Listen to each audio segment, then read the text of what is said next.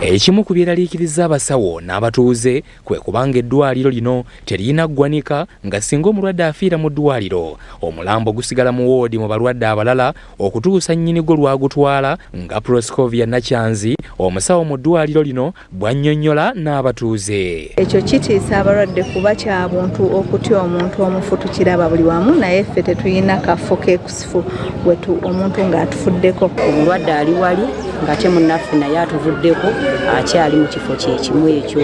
Ne twongera okusaba bonna abagira kisa tusaba batuyambeko. Ssentebe wa Kyannamukaaka Town Council Zayina Nakidde kona akulira eddwaliro lino Ssentonga Abdul banokoddeyo ebizibu ebirala omuli okubanga ennyumba z'abasawo ze baafuula sitoowa z'eddagala omujjuzo naddala mu woodi y'abakyala bannakazadde ate nga n'abakuula amannyo bakolera ku lubalaza. Olw'okuba byazimbibwa nga byakusulamu kati amabaati waggulu bwe gatuyana eddagala lyaffe liba lisembye waggulu lyonooneka. Tetunafuna buyambi bwakiri kuteekayo siiringi oba ebizimbe ebyo bitugagalanya ku mutindo libeerenga eddagala lyaffe wakiri bisobola kwonooneka. Eddwaliro lyazimbibwa nga abantu abaali basuubirwa mu biseera ebyo baali batono kati abalwadde beeyongedde namba nnene.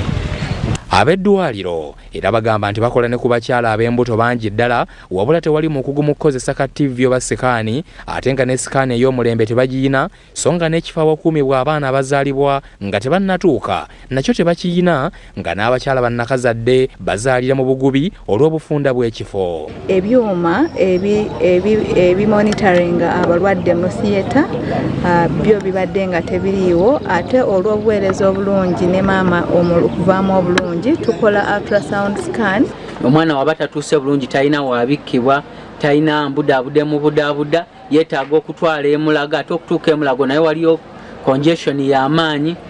Abakulembeze ku disitulikiti y'e Masaka okuli Mukisa Benjamin kansala w'abavubuka ne Babirye Lilian omumyuka wa ssente bwa disitulikiti y'e Masaka bategeezeza nti n'obuweereza bwa ambyulensi ku ddwaliro lino bwakaweereege ekizingamizza obujjanjabi. Omuntu okwakisesinga ambyulensi alina ogirinda n'etambula kilomita 30 okuva e Masaka. Asawo twetagayo omusidisa abasirisa bakati bamala ate abakazi bambi okuzaala bakutadde ku levo ya waggulu bazaala. Abakozi ku ddwaliro lino era bagasseeko nti tebalina kyuma kyokya kasasiro ate kiyinza okuviirako endwadde okweyongera. Kibayita incinerator kimaze emyaka nga kyafa ambisonga ekintu kino kikulu ebintu ebiva mu bakyala ebivaawa byonna birina kwokebwa muno so oluusi kireeta obukyafu mu ddwaliro. Ku ddakiika